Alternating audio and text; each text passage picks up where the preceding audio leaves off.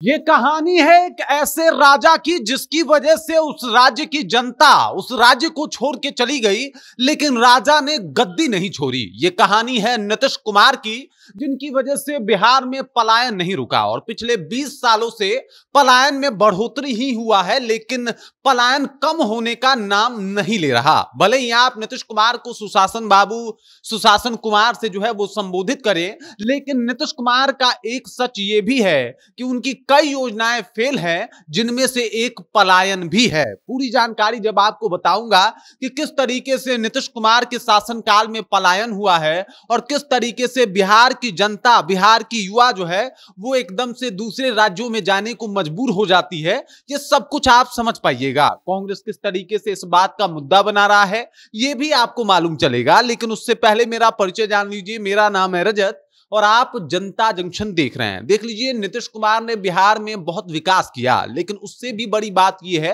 कि यह विकास किन शर्तों पे किया। आपको बता दूं कि बिहार की जनता पलायन करने को मजबूर है और आज एक आंकड़े की बात माने तो 54% जनता जो है, मतलब बिहार में जो रहने वाले लोग हैं वो पलायन पे डिपेंड करते हैं। मतलब अगर किसी माता पिता का लड़का दूसरे राज्य जैसे दिल्ली, पंजाब, कोलकाता, महाराष्ट्र ऐसे राज्यों में जाके काम ना करे तो 54% लोगों के घर में चूल्हा ना जले। मतलब 54% बिहार का घर जो है वो डायरेक्ट पलायन से संबंध रखता है और उससे प्रभावित भी होता है। और ये बात बताता है कि भाई साहब बिहार में रोजगार की वजह से किस तरीके का माहौल है, और रोजगार ही एकमात्र कारण नहीं है जिसके वजह से लोग पलायन करते हैं, बल्कि बेहतर शिक्षा व्यवस्था के लिए भी लोग दूसरे राज्य में जाते हैं। भले हमारे लिए ये कहा जाता हो कि आपके यहां से सबसे ज्यादा आईएएस और आईपीएस निकलते हैं, लेकिन कोई आईएएस और आईपीएस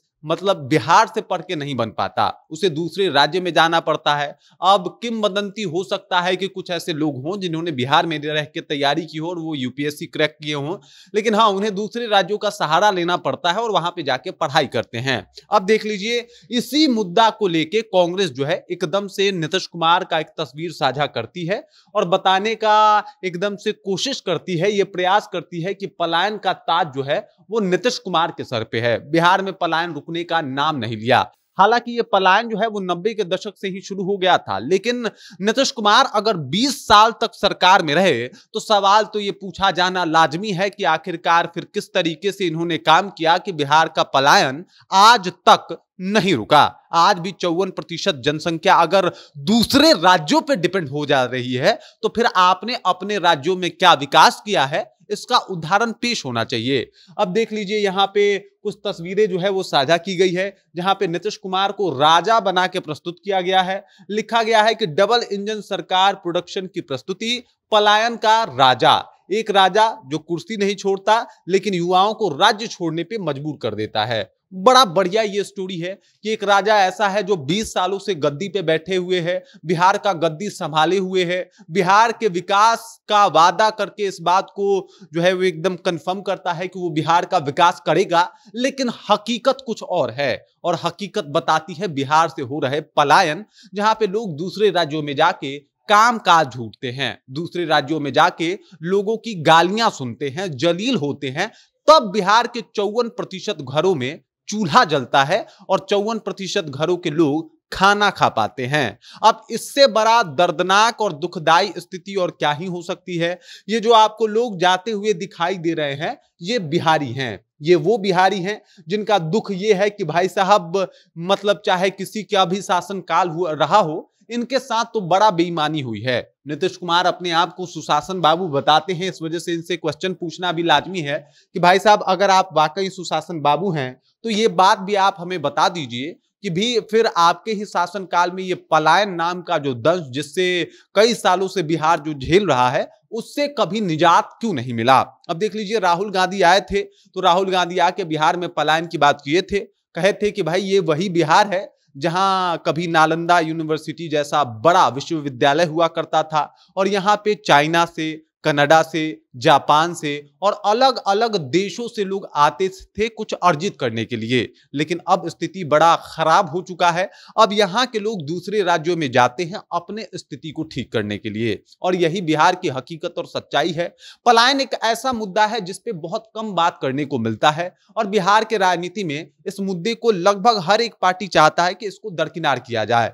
2025 एक ऐसा ऐतिहासिक साल है जिसमें पलायन के ऊपर अब चर्चा हो रही है।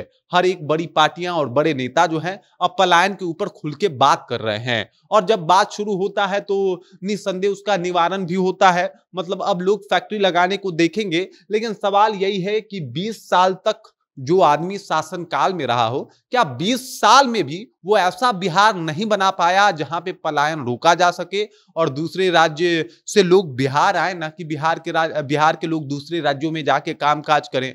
अब सोचिए, हर एक राज्य में बिहारी रहते हैं, उनको जलील किया जाता है, कभी भाषा के आधार पे, कभी उनके पहनावा ओढ़ावा और खान पान के आधार पे, और हम लोग जलील होके भी, चूंकि अब पेट का आग है बिहार में तो बुझा नहीं सकते, घर परिवार चलाना है, बीवी बच्चे इंतजार कर रहे हैं, बूढ़े माता पिता को दवा जो है वो दिलवाना है, और ऐसे में अगर हम लोग बाहर जाके काम नहीं करेंगे तो काम नहीं चलेगा, बाहर जाएंगे तो गाली भी सुनेंगे, और वो गाली भी अब हमारे लिए ताली जैसा लगता है, क्योंकि आदत हो गया है ना, आदत हो गया है हमें जाके दूसरे राज्यों में गाली सुनने का। क्योंकि बिहार राज्य और बिहार राज्य के नेताओं ने आज तक कुछ नहीं किया। खासकर सुशासन बाबू की अगर बात की जाए, जिन्हें बताया जाता है कि भाई साहब इन्होंने बिहार को बदलने का काम किया है, तो बदला होगा बहुत सारे क्षेत्रों में, लेकिन पलायन आज भी एक ऐसा दंश है जिससे बिहार के युवा और बिहार के लोग परेशान हैं। नीतीश कुमार के कुछ अगर योजनाओं की बात करें, दारूबंदी इनका फेल रहा। 2008 से 12 तक इन्होंने पलायन के ऊपर भी जोर दिया था, पलायन इनका फेल रहा। इसके बाद अगर बात किया जाए तो उन्होंने भूमि सर्वे का काम शुरू किया, भूमि सर्वे का काम इनका फेल रहा। तो भाई इतना सब कुछ फेल हो रहा है और आप कह रहे हैं कि सुशासन की सरकार है। मैं कह सकता हूं कि ये फेल सरकार है। ये इस मायने में फेल है जहां पे युवाओं को ये रोजगार नहीं दे सकती। बेहतर अगर शिक्षा देती तो लोग कोटा में जाके क्यों पढ़ाई करते। तीसरी बात, अगर बेहतर रोजगार होता तो लोग पलायन करने को क्यों मजबूर होते। अगर दारूबंदी बिहार में वाकई होती तो भाई साहब ये आज आसपास दारू कैसे दिख जाता। और ये सारी बातें बताती है कि भाई साहब नीतीश कुमार सुशासन बाबू हो सकते हैं, लेकिन इसके अलावा अगर दूसरा पहलू देखा जाए तो एक फेलियर मुख्यमंत्री भी हैं, और इस बात में भी कोई दुख नहीं है, इस बात को कहने में भी मुझे कोई गुरेज नहीं है। बाकी इस खबर, इस जानकारी को लेकर आप क्या सोचते हैं? बिहार में लगातार जो हो रहा है पलायन, उस बात को लेकर आप क्या सोचते हैं? कमेंट कीजिए और अपना विचार हम तक पहुंचा दीजिए।